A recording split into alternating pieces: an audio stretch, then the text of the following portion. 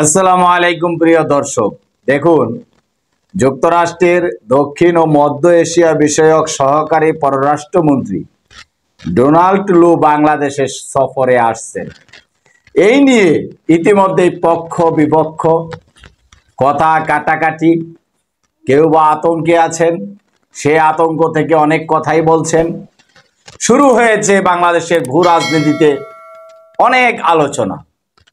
এবার ডোনাল্ড লু বাংলাদেশে আবার কেন আসছেন এবং এই ডোনাল্ড লুকে নিয়ে আওয়ামী লীগ আসলে আতঙ্কে রয়েছে কিনা।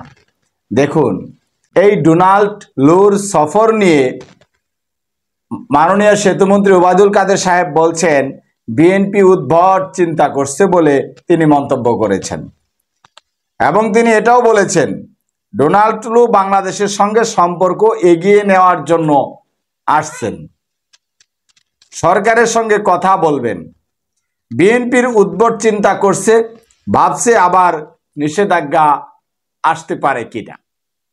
প্রিয় দর্শক শ্রোতা, দেখুন, আসলে ডোনাল্ড লু বাংলাদেশে কেন আসছেন সেটা কিন্তু এখনো স্পষ্টভাবে পরিষ্কার হয়নি। তিনি আসার পর বাংলাদেশের সম্পর্ক আসলে আরো উন্নতির দিকে যাবে, নাকি তিনি বাংলাদেশ থেকে ঘুরে যাওয়ার পর আবার নিষেধাজ্ঞা আসবে, আসলে কি হয় তার সফরের পরই হয়তোবা সেটা পরিষ্কার হতে পারে।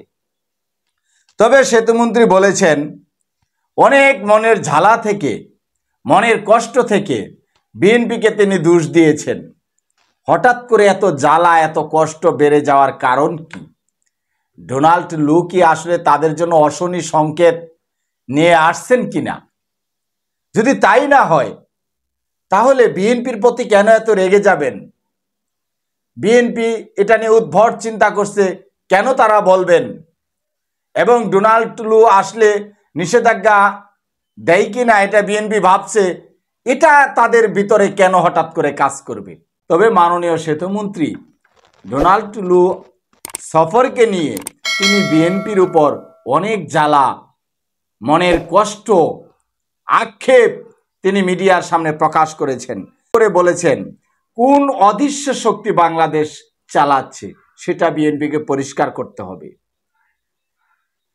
বিএনপি মহাসচিবের সংবাদ সম্মেলন মানে অসত্যকে সত্য বলে চালানোর সুনিপুণ কৌশল। অসত্য বলা বিএনপি নেতাদের মৌলিক চরিত্র, এটা মাননীয় সেতুমন্ত্রীর অভিযোগ। তিনি আরো বলেছেন সরকার পরিচালনা করছে জনগণের সরকার, অদৃশ্য শক্তি দ্বারা সরকার পরিচালনা বিএনপির চরিত্র, এটা আওয়ামী লীগের চরিত্র নয়।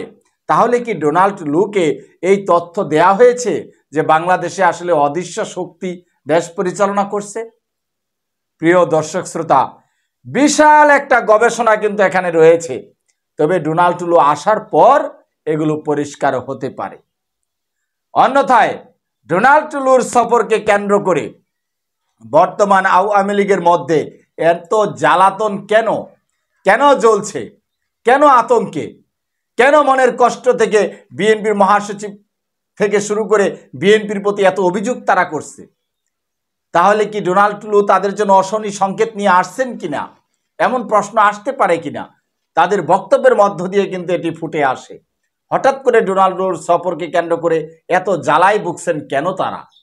তাহলে কি ডোনাল্ড লু বিএনপির হয়ে বাংলাদেশে আসছেন বা আওয়ামী লীগকে একটা অশনি সংকেত দিবেন, বার্তা দিবেন, এরকম কিছু ঘটতে পারে কিনা, বা এরকম কিছু ঘটার সম্ভাবনায় আওয়ামী লীগ দ্বিধাদ্বন্দ্বে রয়েছে কিনা, যার কারণেই আওয়ামী লীগ এত অভিযোগ করছে বিএনপিকে? প্রিয় দর্শক, বিষয়টি আপনারা কি মনে করেন? তবে আমি মনে করি ডোনাল্ড লুর সফরের মধ্য দিয়ে পরিষ্কার হবে তিনি আসলে বাংলাদেশে কেন এসেছিলেন। ভালো থাকবেন। আসসালামু আলাইকুম ওয়া রাহমাতুল্লাহ।